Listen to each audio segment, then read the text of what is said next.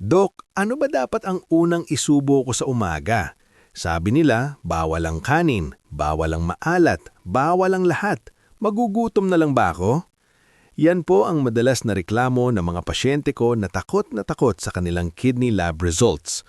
Sa ating topic ngayon na mga pagkain na dapat kainin sa umaga para sa healthy kidneys, ituturo ko sa inyo na hindi nyo kailangang magpakagutom para protektahan ng inyong mga bato. Ang tamang almusal ay ang inyong unang depensa laban sa dialysis. Magandang araw po sa inyong lahat mga minamahal kong lolo at lola at sa lahat ng ating mga ka-health tips. Bago tayo magpatuloy, paki-like at i-share po muna natin ang video na ito sa inyong mga pamilya. Ipadala nyo ito sa inyong mga mahal sa buhay dahil ang tamang nutrisyon sa umaga ay sapat na para mailigtas ang isang tao mula sa sakit sa bato.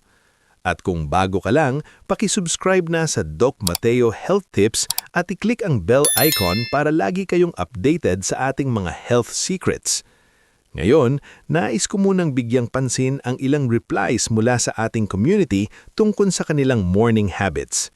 Isang user ang nag-reply, "Doc, nakaugalian ko na ang tuyo at sinagang sa umaga.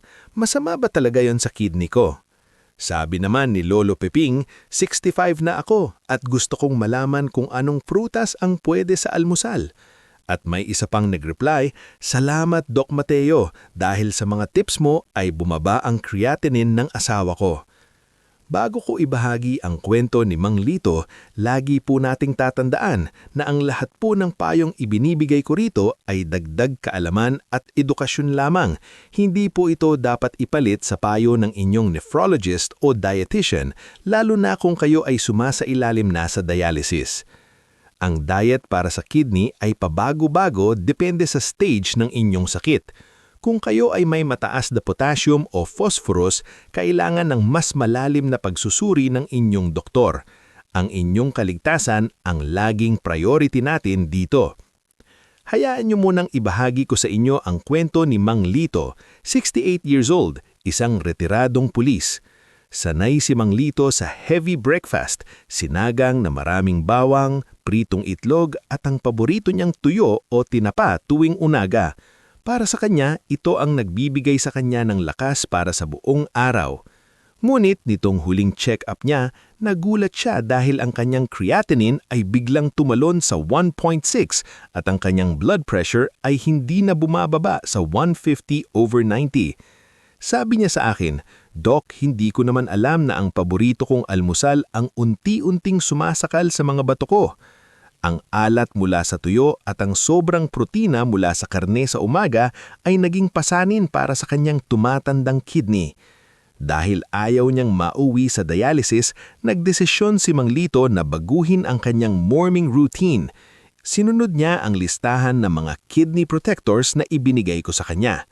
Inalis niya ang alat at pinalitan ito ng mga pagkaing madaling i-filter ng kanyang bato. Matapos ng 3 buwan ng disiplina, bumalik si Mang Lito sa klinik na may ngiti sa mga labi. Ang kanyang creatinine ay bumalik sa normal range na 1.0 at ang kanyang energy level ay mas mataas pa kaysa noong kumakain siya ng maaalat. Napatunayan ni Mang Lito na ang pagbabago sa almusal ay simula ng pag-heal ng buong katawan. Bago natin pag-usapan ang listahan, kailangan nyo munang maintindihan ang ating topic sa aspeto ng siyensya. Ang inyong mga bato ay parang industrial filters ng isang planta. Pagkagising nyo sa umaga, ang inyong katawan ay nasa state ng dehydration dahil sa 8 oras na walang tubig, at ang inyong dugo ay medyo malapot dahil sa mga dumi na naipon habang kayo ay tulog. Kapag ang unang isinalubong nyo sa inyong bato ay sobrang alat o sobrang protina, parang pinilit nyo ang isang pagod na makina na magtrabaho ng todo nang walang langis. Ang sobrang sodium sa umaga ay nagpapataas agad ng pressure sa loob ng mga glomeruli o ang maliliit na filter sa kidney na nagiging sanhi ng unti-unting pagkasira o scarring ng mga ito. Pagkalampas ng edad na 60, ang ating kidneys ay hindi na kasing bilis mag-flush ng toxins. Kaya naman, ang layunin natin sa umaga ay bigyan ng bato ng mga pagkaing low stress o madaling iproseso habang tinutulungan nating linisin ang inyong dugo. Heto ang mga pagkaing dapat ninyong isama sa inyong hapagkainan. Heto ang mga pagkaing magsisilbing best friend ng inyong bato sa umaga. Puti ng itlog. Kung si Mang Lito ay sanay sa buong itlog, pinatanggal ko ang pula o yolk dahil ito ay mataas sa phosphorus na mahirap i-filter ng mahinang bato. Ang puti ng itlog ay ang purest form ng protina na may pinakamababang dumi na iniiwan sa kidney. Cauliflower bilang kapalit ng sinangag. Kung hindi nyo kayang iwan ng kanin, subukan ang cauliflower rice. Napakababa nito sa potassium at phosphorus pero mataas sa vitamin C at fiber. Nakakatulong ito para mabusog kayo nang hindi binibigyan ng trabaho ang inyong kidney filters. Mansanas o blueberries. Ito ang pinakaligtas na prutas sa umaga para sa bato. Ang mga ito ay may mga anti-inflammatory compounds na tumutulong para bawasan ng pamamaga sa loob ng inyong kidney tubes. Mababa rin ang mga ito sa asukal na kaaway ng inyong mga filter. Red bell peppers. Subukan itong ihalo sa inyong omelette. Ang red bell pepper ay mababa sa potassium pero punong-puno ng vitamin A, C at B6. Mayaman din ito sa lycopene na isang antioxidant na nagbibigay ng proteksyon laban sa ilang uri ng kidney diseases. Tubig na may kaunting lemon. Bago kumain ng solidong pagkain, uminom ng maligamgam na tubig na may piga ng lemon. Nakakatulong ang citrate sa lemon para pigilan ang pamumuo ng kidney stones at tinutulungan ng inyong bato na mag-flush ng toxins na naipon magdamag. Para masigurado ang tagumpay gaya ni Mang Berting, tandaan ang mga ito. No added salt. Sanayin ng dila sa lasa ng bawang, sibuyas at luya bilang pampalasa sa halip na patis, toyo o asin. Watch your protein. Huwag ubusin ang lahat ng allowance nyo sa protina sa almusal pa lang. Hati-hatiin ito sa buong araw para hindi mabigla ang bato. Check your bread. Iwasan ng whole wheat na tinapay kung mataas na ang inyong phosphorus. Madalas kasi ay mas safe ang simpleng white bread para sa mga may advanced kidney issues.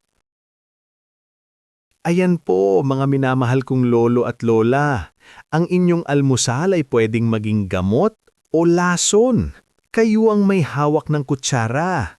Kung naramdaman niyo ang halaga ng ating topic ngayong araw, pakitype po sa comment section ng yes. Kung handa na kayong baguhin ang inyong almusal para sa healthy kidneys, pakitype po ang more. Gusto ko ring malaman, ano ba ang karaniwang kinakain nyo sa umaga?